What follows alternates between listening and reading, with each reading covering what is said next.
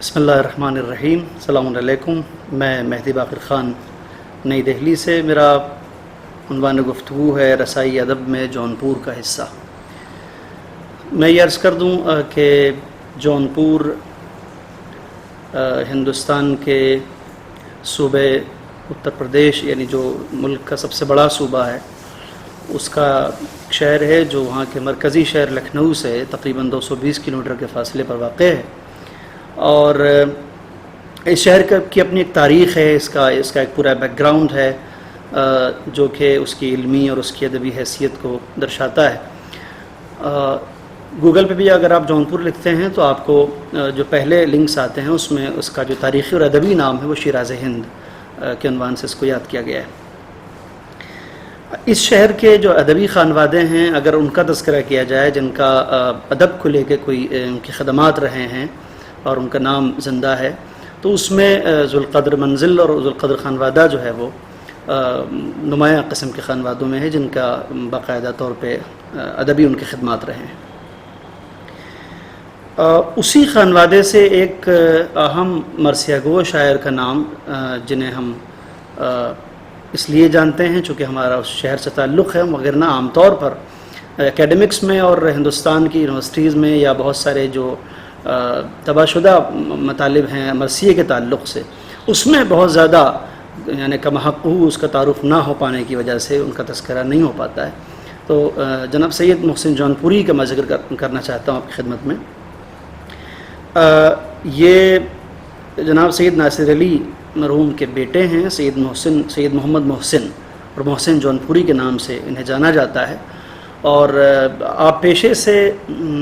قاضی تھے، deputy collector تھے، مختلف جگہوں پر آپ تعینات رہے، الہ آباد میں، آگرہ میں اور مختلف شہروں میں، اور اس کے بعد 1894 میں 1894 میں وہ ریٹائر ہو جاتے ہیں اور اس کے بعد واپس جونپور آ کے مستقل طور پر گویا رہنے لگتے ہیں۔ محسن جونپوری صاحب کا جو فن مرثیہ گوئی ہے اور جو ان کا جو طرز خوانندگی ہے وہ دونوں ہی متاثر ہے میر انیس سے، میر اون سے اور میر مونس سے، اس لیے کہ کم و بیش 20 برس سید محسن جونپوری نے جو ہے وہ کسب فیض کیا ہے میر انیس کی بارگاہ میں، اور ان سے بہرحال بہت کچھ سیکھا ہے، شرف تلمذ حاصل رہا ہے انہیں۔ بیک وقت یہ تینوں نام جو میں نے لیے ہیں، میر انیس، میر اونس اور میر مونس، ان تینوں ہی سے آپ نے کسب فیض کیا ہے، اور میر انیس جو ہے وہ بہرحال اردو دنیا میں ہندوستان اور سرحد پار تک کا جتنا بھی ادب ہے اور اس میں شاعری کے تعلق سے بالخصوص مرثیے کے حوالے سے جو گفتگو ہے اس میں سب سے بڑا نام میر انیس کا ہے، اور خدا اسخن جیسے عنوانات سے یاد کیا جاتا ہے۔ تو بہرحال ایسے بزرگ اور ہمالیائی قسم کی عظمتوں کے حامل شاعر سے کسب فیض کرنے کے نتیجے میں ان کا اثر ان کی شاعری میں اور بالخصوص مرثیے میں نظر آنا یہ بالکل ناگزیر سی بات ہے، چنانچہ ان کے یہاں دکھائی دیتا ہے۔ یہ براہ راست یہ جو میں نے تینوں نام لیے ہیں یہ ان کے شاگرد رہے ہیں، اور تقریباً 20 برس تک انہوں نے کسب فیض کیا ہے ان سے، اور ابتدائی جو آپ کا زمانہ ہے مرثیہ خوانی و مرثیہ گوئی کا، اس میں باقاعدہ آپ میر انیس کی پیش خوانی میں انہی کے مرثیے ان کی موجودگی میں آپ پڑھا کرتے تھے، یعنی میں محسن جونپوری کی بات کر رہا ہوں ابھی، وہ ان کی موجودگی میں میر انیس کی پیش خوانی میں انہی کے مرثیے ان کے سامنے پڑھا کرتے تھے۔ چنانچہ میر انیس کے خاصے مراثی ان کو زبانی یاد تھے، ازبر تھے بالکل انہیں۔ خود اپنی شاعری میں جب آپ نے مرثیہ کہنا شروع کیا ہے اس میں آپ بڑا اس کا خیال رکھتے تھے کہ احادیث کو اور روایات کو پوری احتیاط کے ساتھ اس کو نقل کیا جائے اور اس کا استعمال کیا جائے۔ اس کے علاوہ ایک جو خاص بات یہ ہے کہ جو صوتی قافیے ہیں ان کا استعمال آپ کے یہاں بہت ہے، جیسے آپ نے بعض اوقات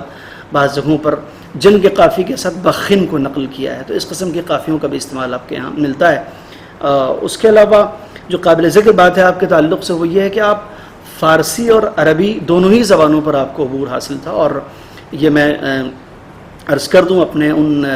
حاضرین کے لیے کہ جو فارسی زبان ہیں بالخصوص ہمارے ایرانی معززین، کہ فارسی میں جو آپ کے استاد تھے وہ آقا محمد رضا ششتری ان کا نام ہے، جن سے آپ نے فارسی سیکھی اور فارسی کے وہ آپ کے استاد تھے۔ بتایا جاتا ہے کہ فارسی جہاں تک گفتاری فارسی کی بات ہے اور فارسی بولنے کی بات ہے تو اس میں آپ ایرانیوں کے طریقے سے، یعنی جن کی مادری زبان فارسی ہے، ان کے طرح سے آپ فارسی بول سکتے تھے۔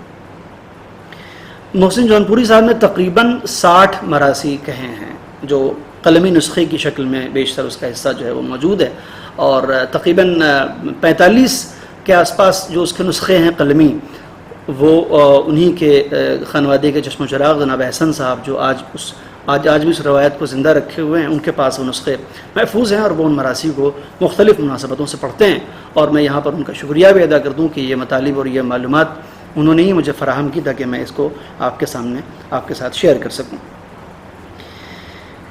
جو پوائنٹ ہے وہ یہ کہ ہمارے جو علمی اور ادبی حلقے ہیں اور جو ہماری کنسرن قسم کی اتھارٹیز یا ادارے ہیں ان تک کما حقہ اس عظیم مرثیہ گو شاعر کا تعارف نہ ہو پانے کے سبب آج بھی یہ قلمی نسخے ویسے ہی رکھے ہوئے ہیں اور ابھی بھی یہ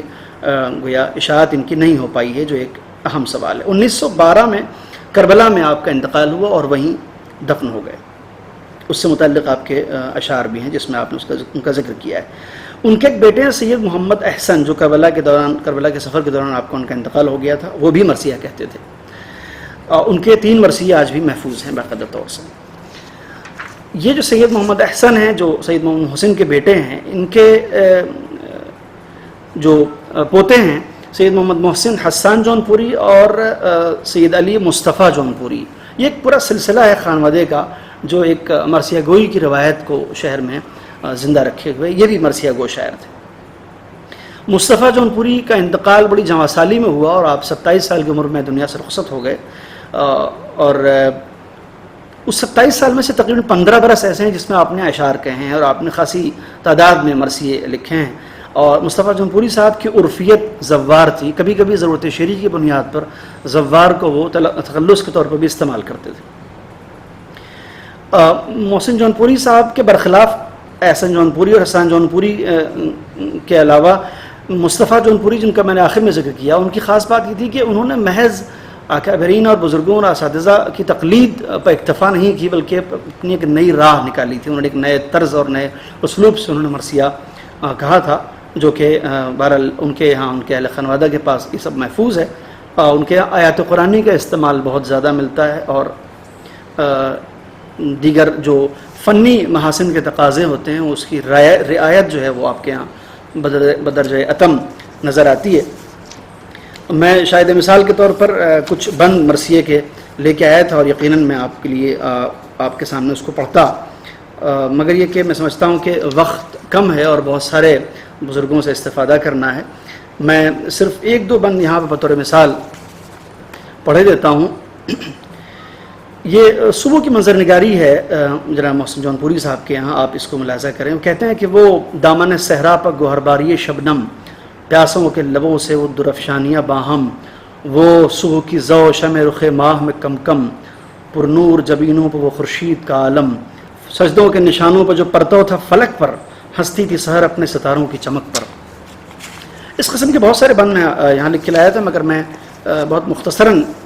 2-1 بند یہاں پہ پڑھ رہا ہوں۔ شہادت محمد صلی اللہ علیہ وسلم کا منظر پیش کرتے ہوئے کہتے ہیں، تھا خاتمہ اطاعت رب سرور دیں پر،